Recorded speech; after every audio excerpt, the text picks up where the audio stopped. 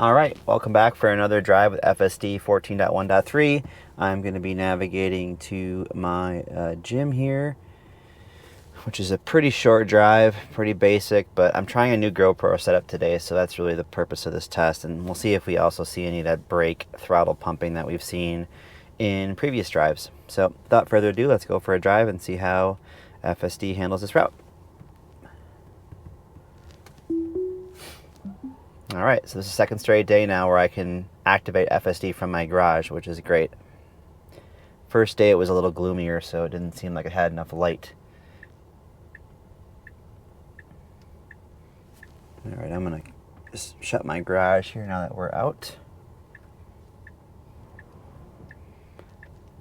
And I did this yesterday too, where it wants to maybe not drag the bumper, which is funny because I appreciate its attention to detail there, but it's actually not needed because in this car we have adjustable suspension and I already have it set to the highest ride height. So I appreciate FSD's sensitivity to me not wanting to scratch my the underside of my front fascia, but it's not needed in this case.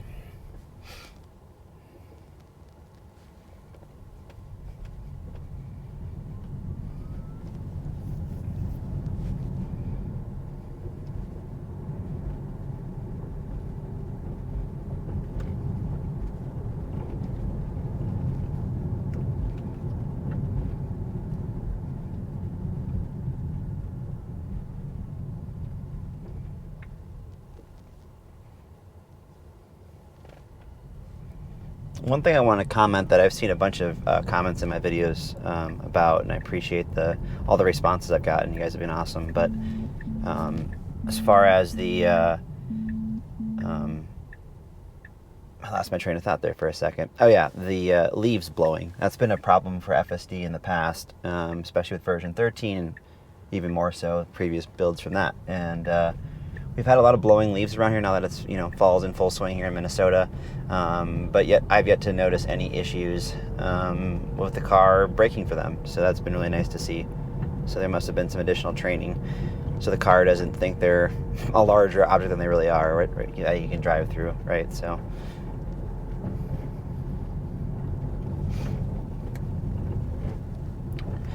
I like how I gave that pedestrian there quite a bit of space. Didn't go across the center lane line. But it did give her more space, which I really do appreciate. That's something that I've noticed with version 14. It will give, cars that have their doors open or pedestrians, it will give them more space. So it does seem to be more courteous, and I'm sure that will be more so the case once we get version 14.2. So this intersection here is where we experienced some throttle brake pumping yesterday. Let's see if we experience that again.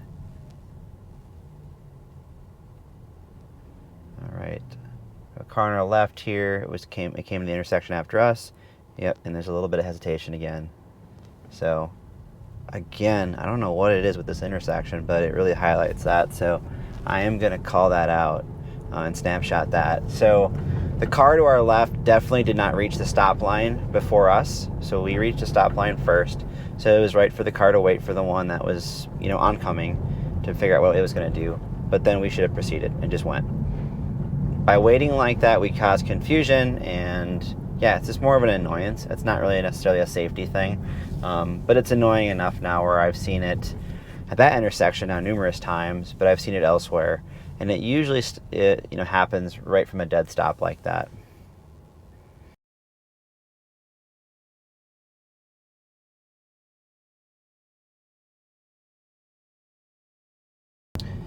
And we'll take this moment again just to look at our parking settings here for the day. So there isn't a parking lot for this gym, so nor is there a driveway. So we're going to pick the street option because it's right off West 7th there. So yesterday I chose that option. I think the first day I incorrectly chose curbside, which basically left us out in the lane of traffic still. It wasn't completely parked and it didn't parallel park. So I think I had a commenter respond that was the incorrect option, and I kind of recognized that after Monday or whatever did that first drive. But yeah, since then I used the street option. Now yesterday it did a good job parking, minus the fact that it picked a no parking zone, right? So it did get close to the curb though, and it did all that correctly.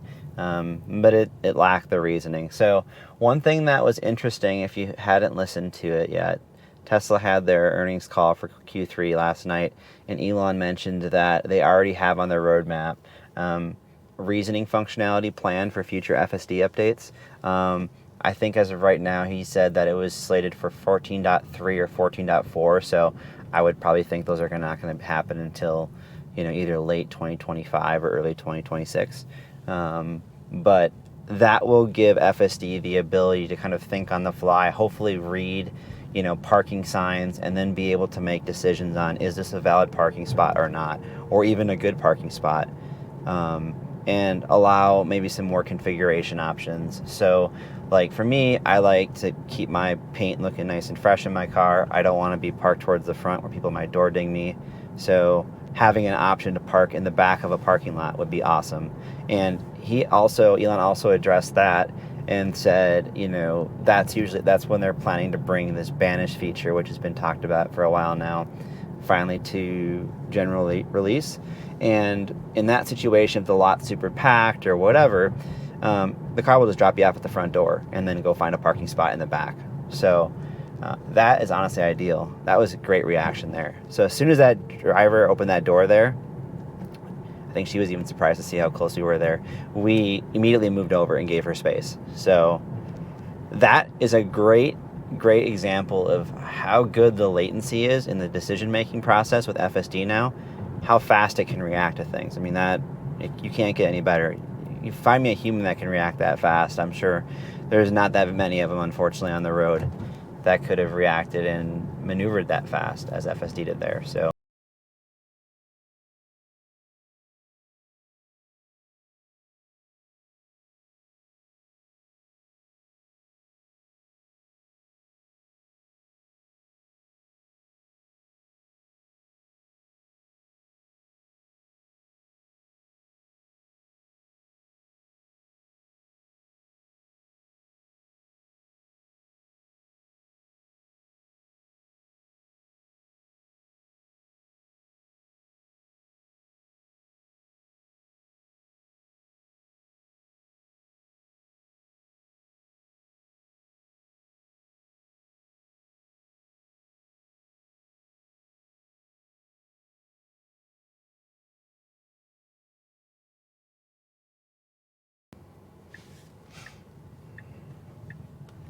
All right, this guy's turning here. So because of the space here, we have to stop here.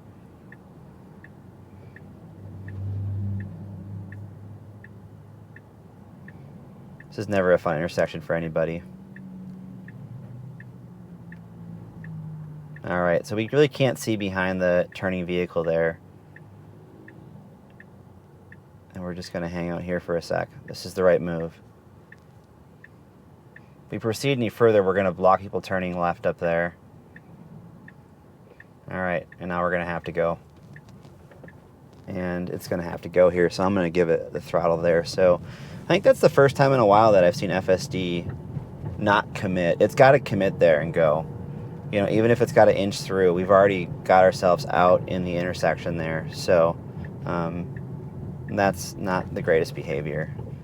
All right, let's see if it's gonna parallel park here.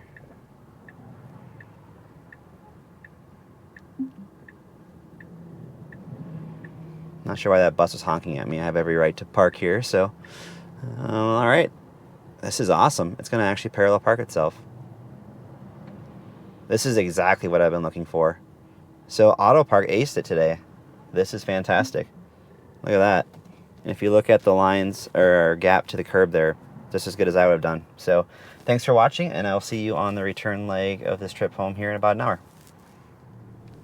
All right, welcome back for the return trip home from the gym.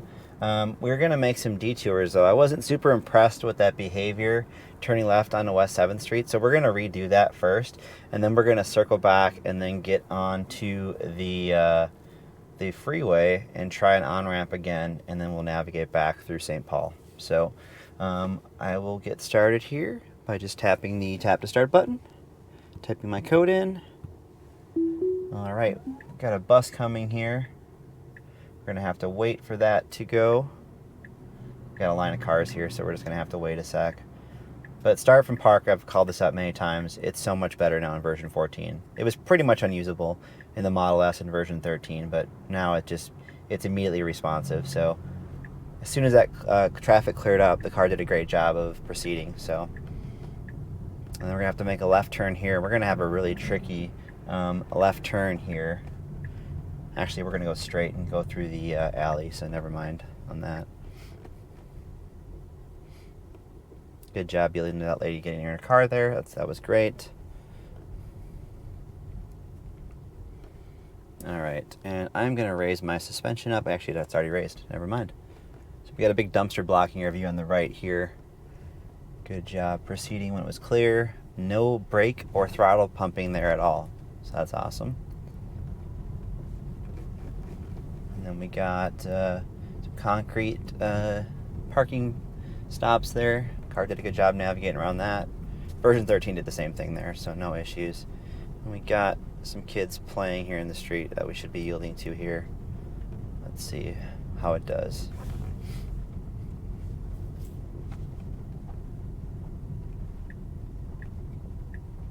All right, so no brake pumping there at all. Even with the direct sunlight, the car did a great job. I could barely see there, and the car did a fantastic job. Proceeding there. That was awesome. So there's an example right there. The car can see better than I can. All right, I'm going to change up the navigation now. We're going to go back to Timberwolf CrossFit, just so we can do West 7th Street again here, that left turn. Let's see if we can repeat the behavior we had earlier. That was pretty rare, but...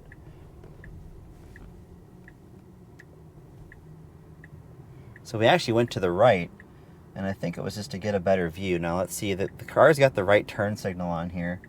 Let's see if it switches up. Yeah, for whatever reason it bailed out of that. That's interesting. Let's see if it does a loop here and circles back. Oh, interesting, it went a different route. So it's actually not even following navigation. So you can see on the map there it was going to make a right turn, and the car completely ignored it. So I much prefer the route the car took here because it's going to actually do what I asked it to do initially, but it should have just taken a left turn there. So we need to get the navigation system on the same page with FSD, and maybe that happens with reasoning once that gets added in. But as of right now, in terms of lane selection, that seems to be one of the bigger issues that I've hit repeatedly with version 14. It seems completely disconnected in some cases. Yesterday, the navigation system basically took us off the main highway, and then it wanted us to immediately get back onto it and go over like 4 lanes, and we were never going to make the exit. So I had to, the car had to basically correct and navigate a different way. All right, so it looks like we have a vehicle pulled over here on the right, but we should be able to get by it here and make our left turn. And it looks like there's quite a bit of traffic here, so we'll have another example here of traffic. All right, so we got a few cars coming here, actually quite a bunch actually, so quite a bit rather. But yeah, let's see here how it does on this attempt. So we're not yet in the crosswalk. The issue I had earlier was when our car was where the Tahoe was. When that light turns yellow and then red, we got to finish the turn. We can't just sit there, and that's what the car attempted to do. So now we're going to move up to that spot, and we're going to get a window here, I think. And now it's got to go. All right, so this time it actually finished the turn, which was great because it's exactly what we want to see here. I'm going to give it a navigation so it doesn't route. Let's see if it corrects here. All right, it's going to turn right off that street, and then it's going to go. All right, great. So the rerouting now is at least faster, but there's still a disconnect, it seems like. When it misses a turn, it tries to pick a route that it's basically near impossible for it to do because of the delay in picking that new route up. So some more work needs to be done there, but maybe that's coming in 14.2 or 3. So, all right, and then actually I'm going to have this go. We're going to pick a different route. we're going to have a different, we're going to go here actually instead. And then we're going to have this go right there. I know I'm throwing a lot at this, so if this doesn't get this right here, it's because of me not operating the navigation right here. But I'm trying to get it to take 35E. And the behavior here is what it's supposed to do. There's really poor visibility on our left, plus direct sunlight there, but the car is seeing the traffic. It's just, you have to kind of pop out here to actually see it. And pretty soon here, we're gonna have some crossfaders coming through, so we're gonna have to make this turn here. We're gonna get a window actually right before this runner, so perfect timing there. So, and I'm gonna kill the navigation, and I'm gonna pick a route basically off of St. Clair. We're gonna go back here actually. All right.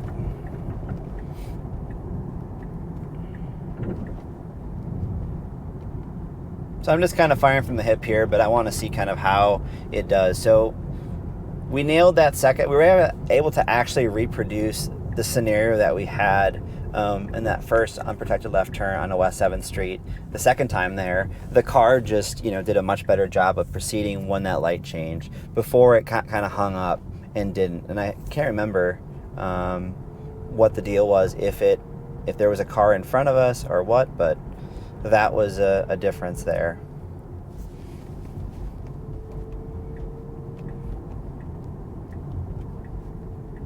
All right, I'm gonna try to see if I can get it to do it cross street here.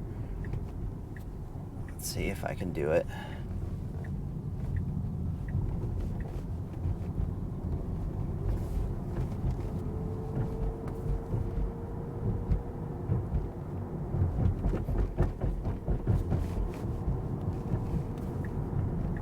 All right, so what I'm trying to reproduce now before we get back onto the freeway on 35E, I am going to have it make a left turn. So I'll let it go straight for a bit here, and then I'm going to kill the nav, and then we are going to go to that pin off St. Clair. Perfect. And we're going to kill, I'm going to kill the navigation there so it goes straight. Let's see if it does it. So this is the problem, is you actually give it the route that you want, and then it automatically picks a different route. They need to turn that off, because that's kind of annoying. When we're doing stuff like this, it makes it kind of a bit more frustrating, because it's not actually listening to you. You tell it the actual route, and it's like, yep, I take that into account, and then it throws it away. Okay, so this is left turn again on West 7th Street. Again, this whole road is terrible because there's always parked cars on both sides, super close to the outlets here, so you can't really see to your left or right. All right, we're going for it here. Good job there.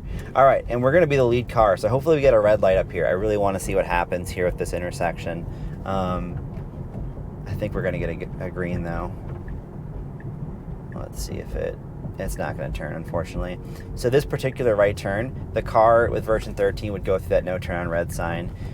Yesterday, it didn't do that, so hopefully that's fixed now permanently, but we'll have to come back and test another time. All right, and now that we've gotten to this section here, we are gonna go on to 35E for just a brief moment. And what I'm testing here is just the behavior with the Minnesota style on-ramps. So for those that are unaware, those are the on-ramps that you form two lanes in rush hour, or when the meter ramps lights are running, but the lane markings are only for basically one big lane. So it's kind of confusing. Most states have two lines painted the whole way. This state, however, likes to be confusing for whatever reason. So I've always been annoyed with them. Human drivers get them wrong a lot of the times. Version 13 would sometimes get them right if we were behind lead cars. Version 14 so far has aced them every time. So let's see how it does here. And you'll see a sign coming up here on the right that says, form two lanes. So we are the lead car. This will be great here. So we need to pick a side. We're picking the left side here. And let's see if we get a green. All right, look at that. That was awesome.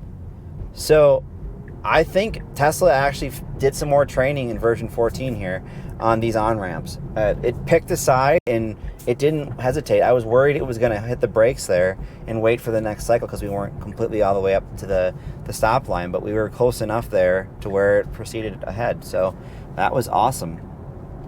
All right, I'm going to navigate now back home, and we will get back over to the right now. We just moved over to the left because we were going somewhere else. But yeah, I'm going to consider that on-ramp behavior fixed in version 14.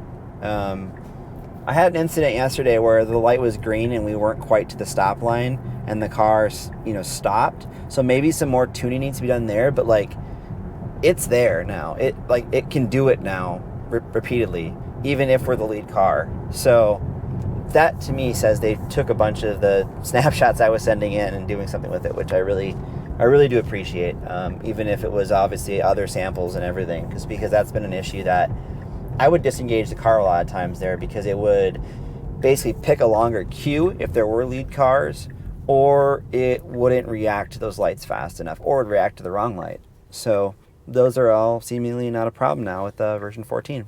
Pretty cool.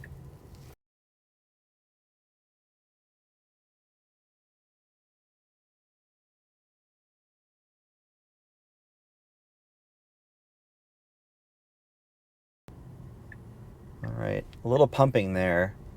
So we're gonna have to go. And yeah, there's nobody there. So even though that car popped out, we hesitated just briefly. If it would have pumped again, I would have been really frustrated. But in that scenario, we can see where that other stop sign was, and there was nobody there. So I would have preferred the car. So I'm going to report it just for comfort's sake. But the car could have just kind of gradually, once it decided to go, just start coasting out there and then go, versus doing the stop, hit the brakes, and then go again.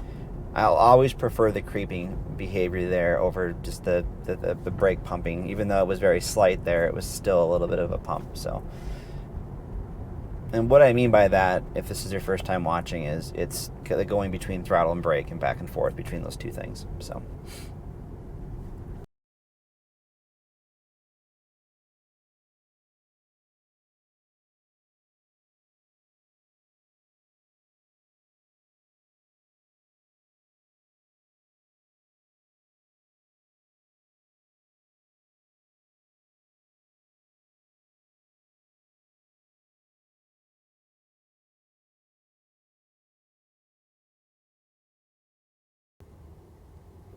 So I'm just playing around with the parking options here. I'm going to try the parking garage setting one more time. I don't think we had that option. And today, what we're going to do is I'm going to pop my garage door open. Good job with that bicyclist there. He was coming in pretty hot, and the car did a great job of just slowing up a little bit, but not jamming on the brakes.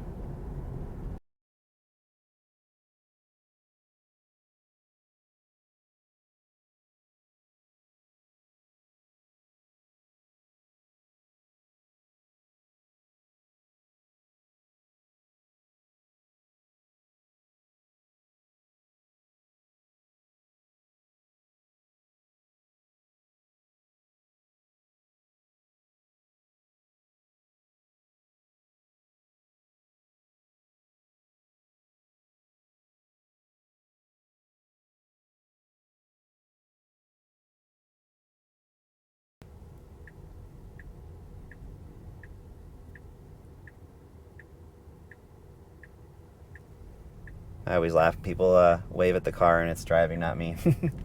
It's definitely that meme that's out there. All right.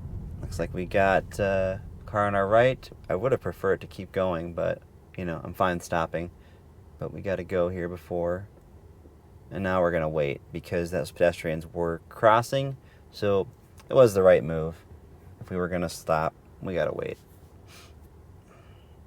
And we'll get a window here in a sec. People are almost gone here, so it looks like this is our last car, and we're proceeding. So the next intersection here, Grand Avenue, because of all the college students around here, parking is, just always jam-packed with people. So the issue is we can't really see well to our right or left. It's better coming from this direction, way worse going the opposite way. So I love how the car is taking into context here. This guy is crossing, which means traffic to our right's not going to be coming at us. So that was super cool. All right, so it's going to try a parking garage here. Let's see, I'm going to pop my garage door open. Let's see if it finds my garage.